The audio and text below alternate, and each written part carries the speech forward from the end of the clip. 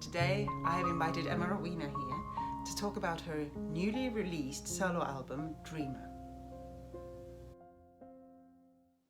Congratulations, Emma. Thank you. It's so good to be here.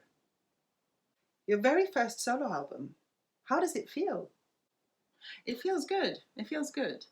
It's been quite a journey, but now it's out there and it has its own life, and yes, I'm grateful. It feels good. Thank you.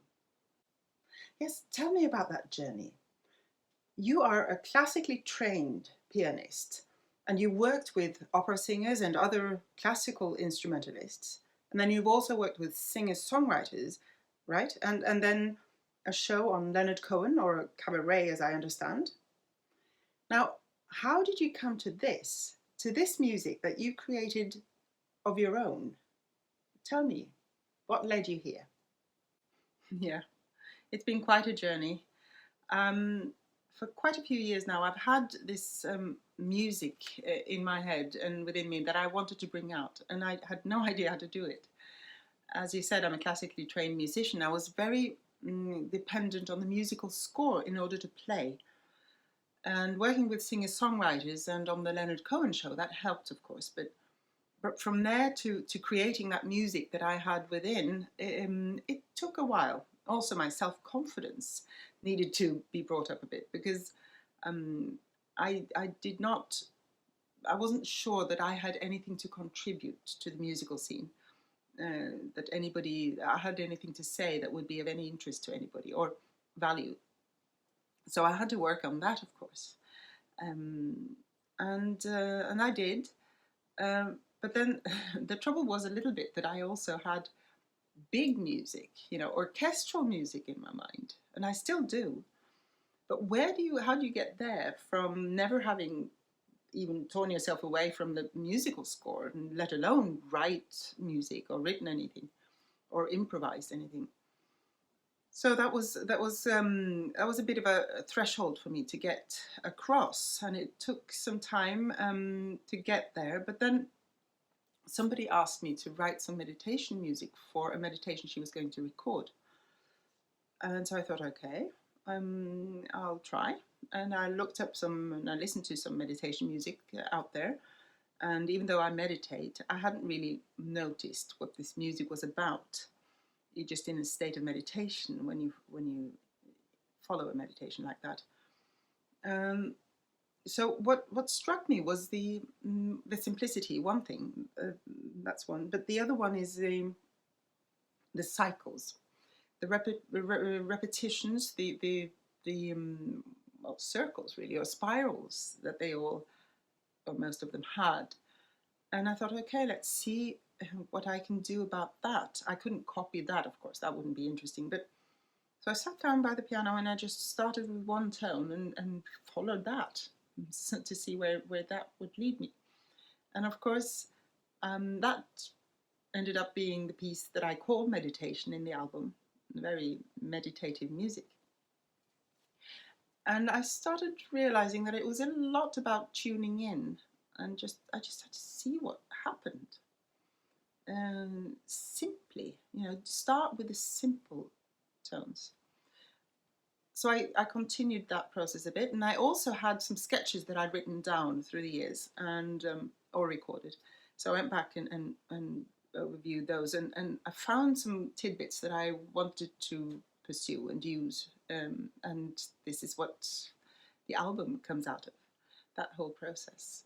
So I think I'm as surprised as anybody at how simple my music has become. I thought I was going to write much more complex music, and that might still come, but it feels actually nice. I like breaking away a little bit from the expectations of, especially that it came a little bit from my classical background and from always sort of, or for a long time, listening to very modernistic compositions and music, or contemporary, as you would say. But then I ended up being very tonal and very simple and repetitive, and that's me. I just had to realize that's who I am at the moment. And then we'll see what comes out of that. And I still have this big music in my mind, but I'm a step closer to that. So yeah, that's been my journey, basically. And also, of course, the stage fright I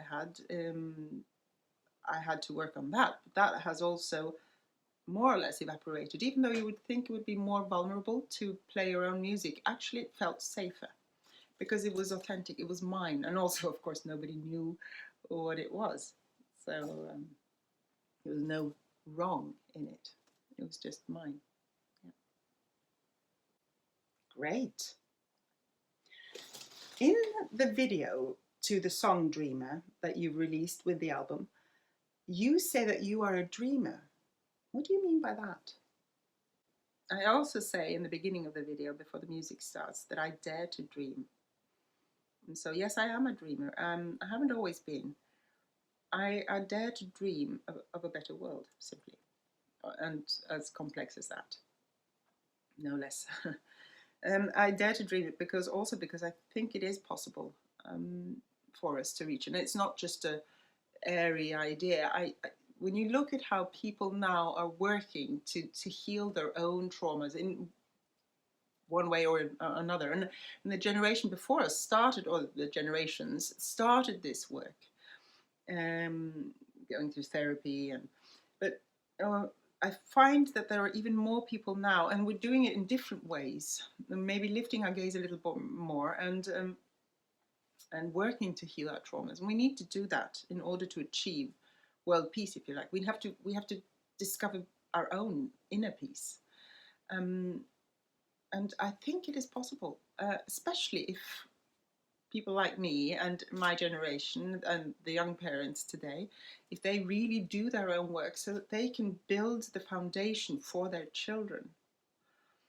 And if children are given a solid, beautiful foundation of love, of compassion, of respect, the respect and love that they deserve, they won't have to spend all that time doing all this soul searching or all this self inner work. When they grow up, they can actually make this beautiful world. They can co-create it from a completely different place than we can.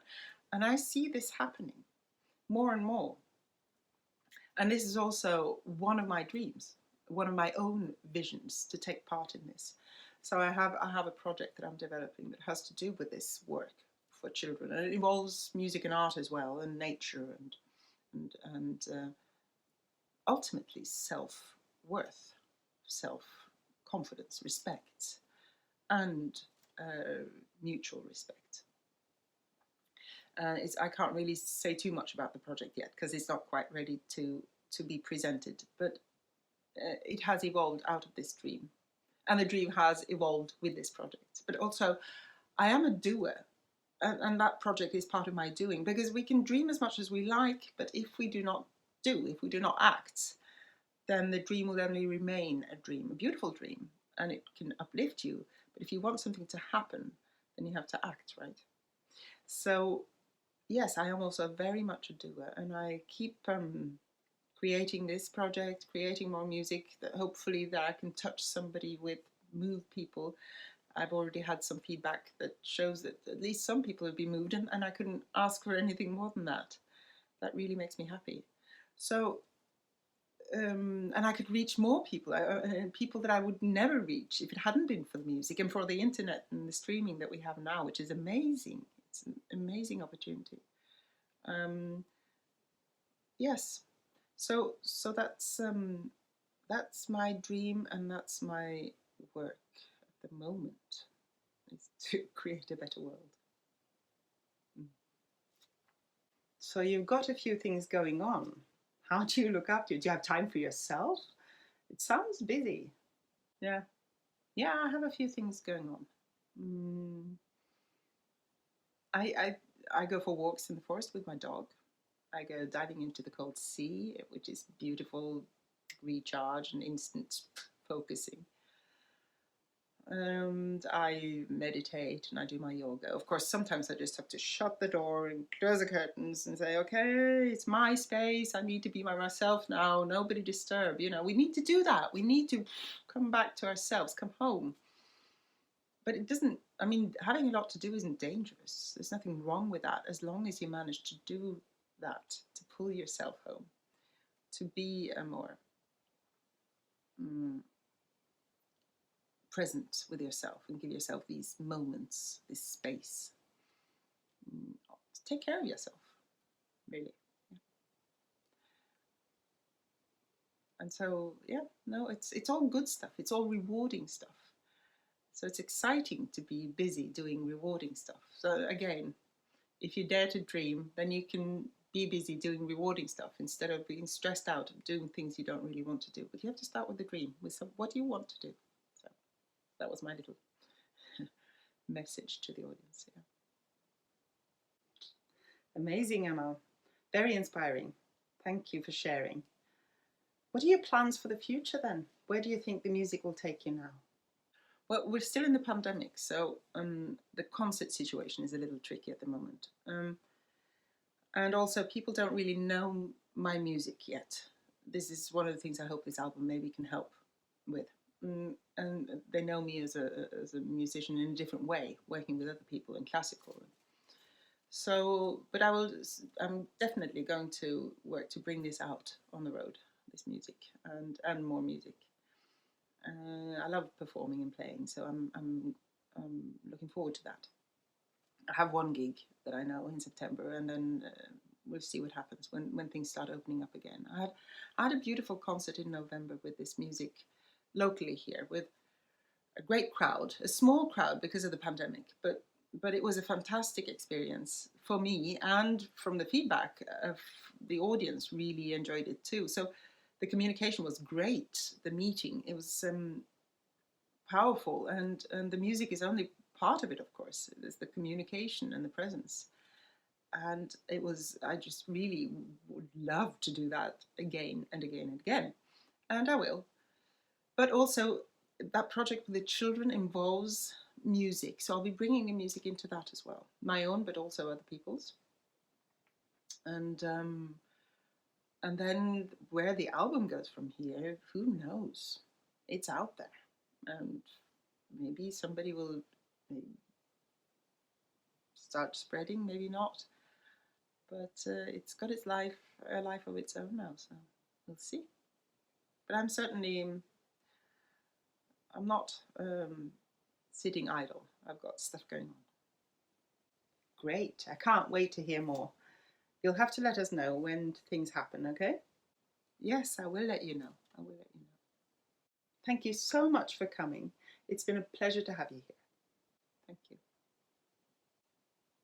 And if you're interested in hearing some of Emma's music, you can find her on Spotify, iTunes, all the streaming channels. Emma Rowena.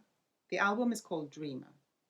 Thank you so much for joining us. Thank you for listening, and have a beautiful day. Bye bye.